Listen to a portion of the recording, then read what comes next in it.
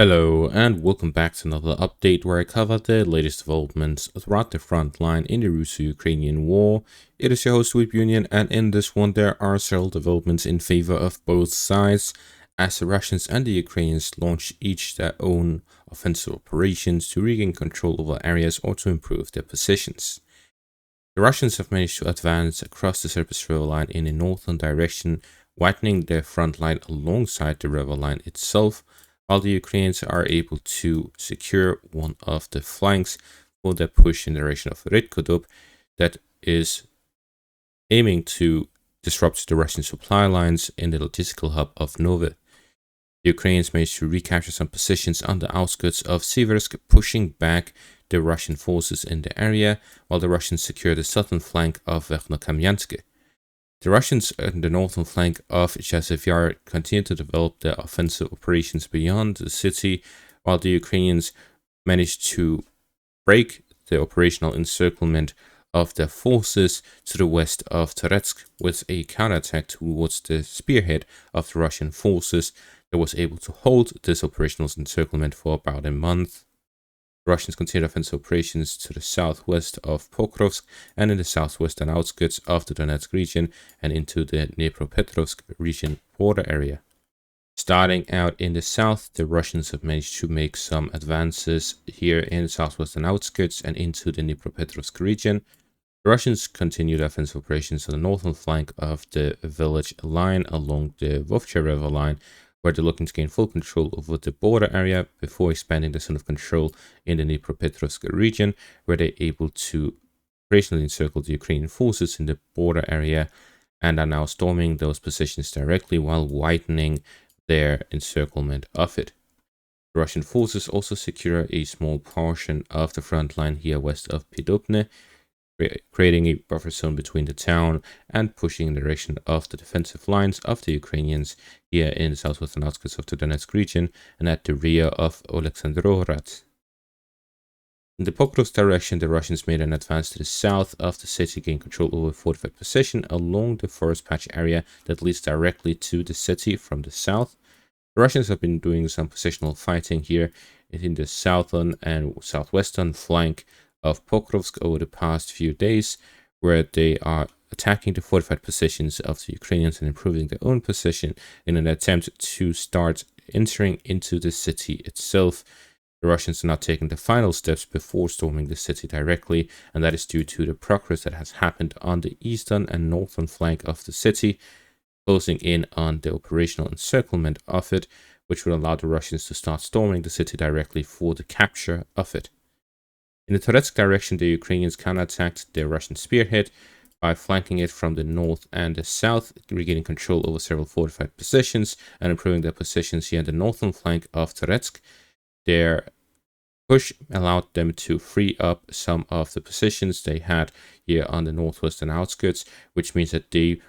are now able to resupply their forces without direct fire of the Russian forces into this pocket. This is likely why the Russians started storming the pocket itself, to gain as much of an advantage of the month-long siege before the Ukrainians are able to resupply their forces. It could, however, be a withdrawal for the Ukrainian forces due to the low supplies and manpower after a month of fighting with little to no supplies,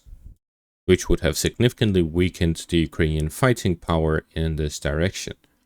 The Russians are here looking to gain full control over the southern parts of the reservoir by gaining control over towns of Klebenvik and Katerinivka on the western parts and Shcherbenivka in the eastern parts, where the Ukrainians with this counterattack are freeing up the supply route to either resupply their forces or to withdraw from this operational encirclement that happened last month and has continued until now.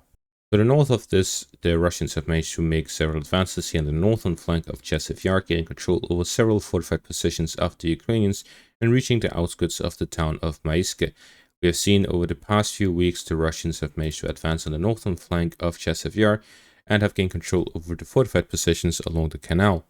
With the control over the fortified positions in that direction, the Russians were able to concentrate their forces here in the northern flank of Chasiv Yar to storm the fortified positions here to the south of Maiske. The objective of the Russian forces is to gain control over Novomarkovo, Markovo, Fedorivka, and Maiske here on the northern flank, and then advance along the railway itself towards Virlyubivka, Popasna, and along the railway line itself to gain control over the next positions, which will allow the Russians to have direct fire control over the road here to the north of Kostiantynivka. This is the main supply line of the Ukrainian forces. This means this push in the northern flank of Chasiv Yar is a push towards the operational encirclement of Kostiantynivka. The Russians have been working on both the northern and southern flanks of the city, while on the southeastern flank, it is not a priority for the Russian forces to develop there, as the Ukrainian forces simply have a wider area that would be under the operational encirclement if the Russians are able to cut off the supply lines on the northern and southern flanks.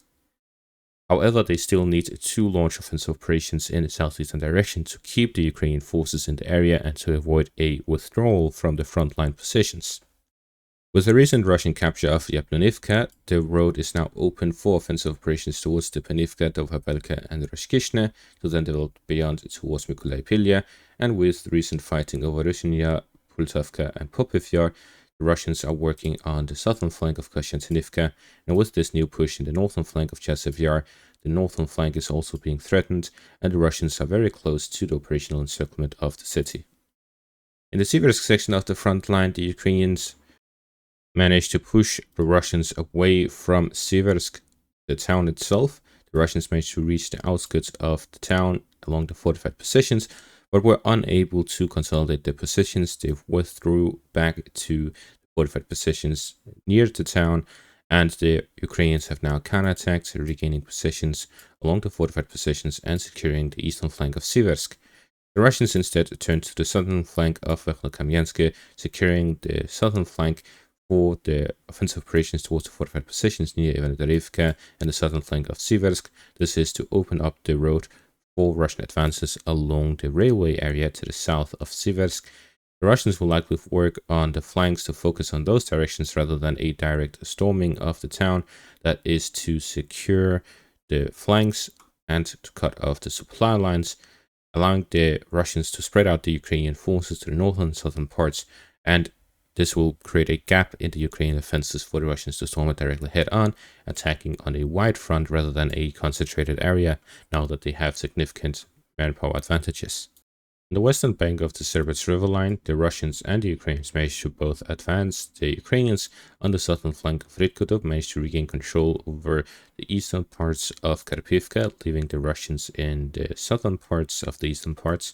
This allows for additional supply routes for the Ukrainian forces to their forces in Rytkudov, which were previously operationally encircled, with the Russian forces having direct fire control over the road leading into their forces fighting within Rytkudov. This allowed for a fire pocket to be created, where the Russians continuously bombarded the Ukrainian positions within the town